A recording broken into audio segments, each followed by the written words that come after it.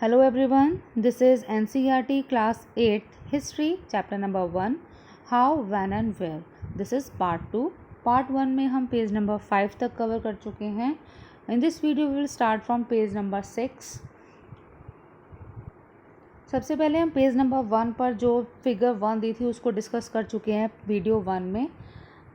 यहाँ पर हम पेज नंबर 2 पर जो पिक्चर गिवन है Lipton's tea famous all over the world, अभी भी फेमस है ये. इसके बारे में हम पढ़ेंगे. Advertisements help create taste. विज्ञापन, जो एडवर्टाइजमेंट्स होते हैं विज्ञापनों से भी पसंद और नापसंद तय होती है. Old advertisements help us understand how markets for new products were created and new taste were popularized. पुराने विज्ञापनों से हम यह समझने में हमें मदद मिलती है कि नए उत्पादकों के लिए बाजार किस तरह तैयार हुए और किस तरह नई रुचियां चलन में आई. 1922 में लिप्टन चाय के लिए तैयार किया गया ये विज्ञापन जो आप पिक्चर में देख रहे हैं इस बात की ओर संकेत करता है कि दुनिया भर के शाही लोग यही चाय पीते हैं. इस तरीके से ये दिखाया गया है. और इस तस्वीर के पीछे की तरफ एक भारतीय महल दिखाई दे रहा है, जबकि अगले हिस्से में ब्रिटेन की रानी विक्टोरिया का तीसरा बेटा राजकुमार आर्थर घोड़े पर बैठा हुआ है. राजकुमार आर्थर को Duke of Duke of Connaught की पदवी दी गई है. तो यहाँ पर ये एक एडवर्टाइजमेंट दिखाया गया है. पेज नंबर 3 पर यहाँ पर जो ये फिगर नंबर 3 है ये है वॉरेन हेस्टिंग्स. 1773 में भारत के पहले गवर्नर जनरल बने थे ये. और इतिहास की किताबों में गवर्नर जनरलों के कारनामे जो होते हैं, कारनामों को और जीवनियों में उनकी गौरव गाथाओं और तस्वीरों के उनके भव्य व्यक्तित्व को उभारा जाता है. तो ये जो पिक्चर है ये है वॉरेन हेस्टिंग्स की, जो कि गवर्नर जनरल थे इंडिया के और वो बने थे 1733. फिर यहीं पर पेज नंबर 3 में एक एक्टिविटी दी गई है बच्चों के लिए. ये आपको करनी है. अपनी माँ या परिवार के किसी अन्य सदस्य से बात करके उनके जीवन के बारे में पता लगाना है. अब उनके जीवन को अलग अलग कालखंडों में बांटो और प्रत्येक अवधि की महत्वपूर्ण घटना की सूची बनानी है, एक लिस्ट बनानी है. स्पष्ट करें कि अपने कालखंडों को किस तरह तय करना है, कि जो उनका समय जिस एज के थे और उनके साथ क्या घटना घटित हुई, इस तरीके से एज वाइज उनका एक लिस्ट बनानी है कि क्या क्या उनके साथ घटनाएं घटित हुई. आगे यहाँ पेज नंबर 5 पर report to the home department. गृह विभाग की भेजी हुई रिपोर्ट है. In 1946 the colonial government in India was trying to put down a mutiny that broke out of the ships of the Royal Indian Navy. सन 1946 में भारत की उपनिवेशिक सरकार शाही भारतीय नौसेना के जहाज में सिपाहियों की बगावत को कुचलने का प्रयास कर रही थी. उस समय विभिन्न बंदरगाहों से गृह विभाग की जो रिपोर्ट मिल रही थी उनके कुछ नमूने इस प्रकार हैं. क्या क्या रिपोर्ट मिल रही थी कि बॉम्बे इस बात का इंतज़ाम कर लिया गया है, बम्बई में इस बात का इंतज़ाम कर लिया गया है कि सेना जहाज़ों और दफ्तरों पर कब्जा कर ले. शाही नौसेना जहाज़ अभी भी बंदरगाह से बाहर हैं. उसके बाद कराची की क्या रिपोर्ट थी कि कराची 301 मतलब 301 विद्रोही जो थे उनको गिरफ्तार कर लिया गया है और कुछ अन्य जो हैं विद्रोही वो भी गिरफ्तार, जो संदेह में हैं वो उन्हें भी गिरफ्तार कर लिया गया है. सारे दफ्तर जो हैं वो सैनिक निगरानी में हैं. उसके बाद विशाखापट्टनम से जो खबर आई थी वो थी स्थिति पूरी तरह नियंत्रण में है और कहीं हिंसा नहीं हुई है. जहाज़ों और प्रतिष्ठानों पर सैनिक गार्ड जो हैं वो तैनात कर दिए गए हैं और किसी भी परेशानी की उम्मीद नहीं है, सिवाय इसके कि यह संभव है कि कुछ सिपाही काम पर ना आए. तो इस तरीके से ये रिपोर्ट मिलती रही. नेक्स्ट पेज नंबर 6 पर कस्टर्ड एप्पल प्लांट 1770 यहाँ पे दिया गया है. शरीफे का पौधा शरीफे का पौधा जो कि अंग्रेज़ों द्वारा बनाए गए वनस्पतिक उद्यान, जो बाग हैं, उद्यान बगीचे होते हैं, और प्राकृतिक इतिहास के संग्रहालयों में विभिन्न पौधे के नमूने और उससे संबंधित जानकारियाँ इकट्ठी की जाती थी। इन नमूनों के चित्र स्थानीय कलाकारों से बनवाए जाते थे। अब इतिहासकार इस बात पर ध्यान दे रहे हैं कि इस तरीके की जो जानकारी है, इस तरीके की जानकारी किस तरह इकट्ठी की जाती थी और इससे जो उपनिवेशवाद के बारे में क्या पता चलता था। तो ये यहाँ पर है कस्टर्ड एप्पल प्लांट के बारे में। उसके बाद पेज नंबर 6 पर ही जो यहाँ पर एक पिक्चर दिखाई गई है, ये जो पिक्चर है फिगर 6 में, ये बंगाल में मानचित्रण और सर्वेक्षण कार्य चल रहा है। इन्वेस्टिगेशन का मानचित्रण और सर्वेक्षण कार्य चल रहा है। Yes, survey operation in progress in Bengal. और जेम्स प्रिंसेप द्वारा बनाई गई तस्वीर 1832 की है। ये ध्यान से देखें कि सर्वेक्षण में इस्तेमाल होने वाले सारे उपकरणों को चित्र के अगले हिस्से में दिखाया गया है। जितने भी जो उपकरण हैं वो इस्तेमाल किए गए हैं। चित्रकार इस परियोजना के वैज्ञानिक स्वरूपों पर ख़ास तौर से जोर देना चाहता था। मतलब ये यहाँ पर जो बंगाल में सर्वेक्षण चल रहा है, मानचित्र सर्वेक्षण कार्य चल रहा है, उसकी पिक्चर है 1832 की। और जितने भी उसमें उपकरण, मानचित्र मतलब उसको नाप नपाई में जितने भी उपकरण इस्तेमाल किए गए हैं उनको आगे की तरफ ये दिखाया गया है यहाँ पर। चलिए पढ़ लेते हैं। यहाँ पर है सर्वेज बिकम इम्पॉर्टेंट, सर्वेक्षण का बढ़ता महत्व। The practice of surveying also become common under the colonial administration.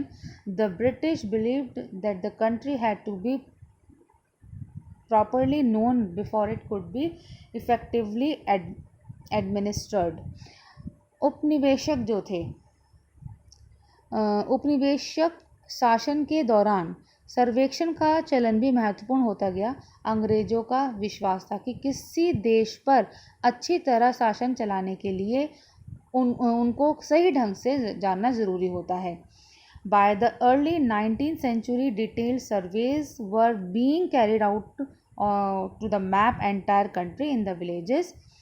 Revenues surveys were conducted.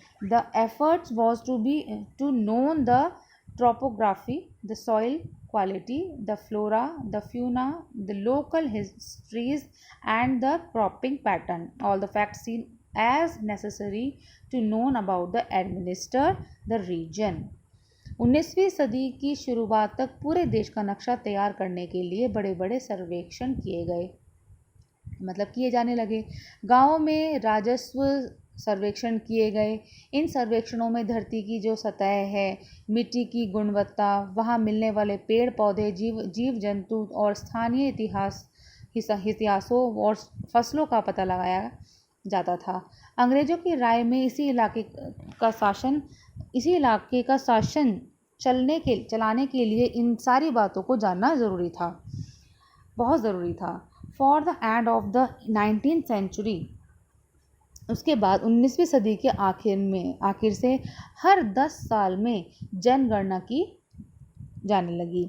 जनगणना के ज़रिए भारत के सभी प्रांतों में रहने वाले लोगों की संख्या, उनकी जाति, इलाके और व्यवसाय के बारे में जानकारी इकट्ठी की जाती थी। इसके अलावा वनस्पति सर्वेक्षण, प्राणी वैज्ञानिक सर्वेक्षण और पुरातत्वीय सर्वेक्षण, मानव शास्त्रीय सर्वेक्षण, वन सर्वेक्षण आदि कई तरीके के दूसरे सर्वेक्षण भी किए जाते थे। नेक्स्ट है what official record do not tell. जो ऑफिशियल रिकॉर्ड्स थे उनसे क्या पता नहीं चलता था।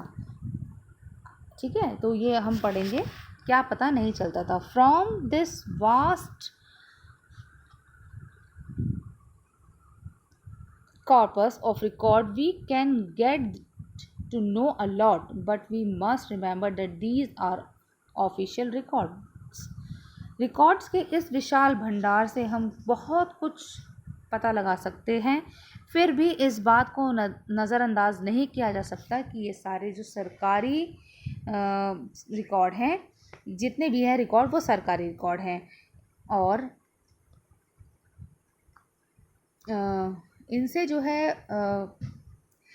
हमें यह भी पता चलता है कि सरकारी अफसर क्या सोचते थे, उनकी दिलचस्पी किन चीज़ों में थी और बाद के लिए वे किन चीज़ों को बचाए रखना चाहते थे।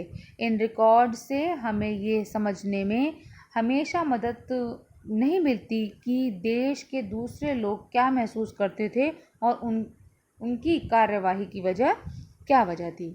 For what we need to look ever else, when we begin to search for these other sources, we find them in plenty.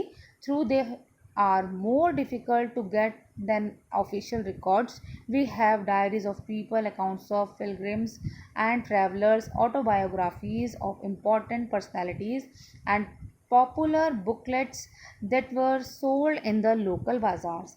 As printing spread, newspapers was published and issues were debated in public. Leaders and reformers wrote to spread their ideas. Poets and novelists wrote to express their feelings. इन बातों को जानने के लिए हमें कहीं और देखना होगा। जब हम ऐसे दूसरे स्रोतों की तलाश में निकलते हैं तो उनकी भी कोई कमी नहीं रहती, लेकिन सरकारी रिकॉर्ड्स के मुकाबले उन्हें ढूंढना ज़रा थोड़ा सा मुश्किल हो जाता था। इस लिहाज से लोगों की डायरियाँ, तीर्थ यात्राओं और यात्रियों के संस्मरण, महत्वपूर्ण लोगों की आत्मकथाएं और स्थानीय बाज़ारों में बिकने वाली लोकप्रिय पुस्तिकाएं महत्वपूर्ण हो जाती हैं।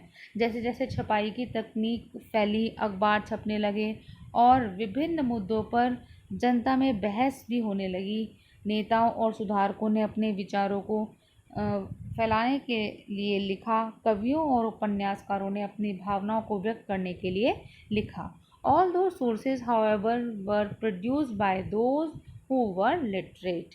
लेकिन ये सारे स्रोत उन लोगों ने रचे हैं जो पढ़ना लिखना नहीं जानते थे, जो लिटरेट थे।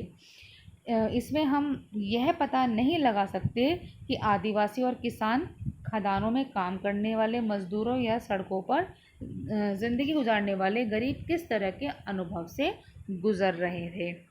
Yet this can be done if we make a little bit of efforts. When we read this book, we will see how this can be done. अगर हम थोड़ी और कोशिश करें तो हम इस बारे में भी जान सकते हैं। जैसे जैसे आप इस किताब में आगे बढ़ेंगे, आपको यह समझ में आने लगेगी। पेज नंबर 7 पर फिगर नंबर 7 जो बहुत ही इम्पॉर्टेंट है, 1857 का विद्रोह। इस पिक्चर में इस तस्वीर को बहुत ध्यान से देखिए और उसमें हमें जो चित्रकार की सोच पता चलती है, उसमें ये दिखाया गया है कि यहाँ पर जो बैटल चल रहा है, युद्ध चल रहा है, कुछ लोगों में युद्ध हो रहा है और बाकी जो लोग हैं वो किस तरीके से दिखाई दे रहे हैं, तस्वीर में कुछ ना कुछ उठाते हुए लूट खसोट में लगे हुए हैं। अंग्रेज़ों की नज़र में विद्रोह जनता लालची, दुष्ट और बेरहम थी। इस विद्रोह के बारे में हम लोग पढ़ेंगे चैप्टर 5 में। तो ये पूरा उसका डिस्क्रिप्शन चैप्टर नंबर 5 में हमें मिलेगा, 1857 का जो लड़ाई थी। So here is the end of part 2. Next chapter we will discuss in my next video. Thank you and have a nice day.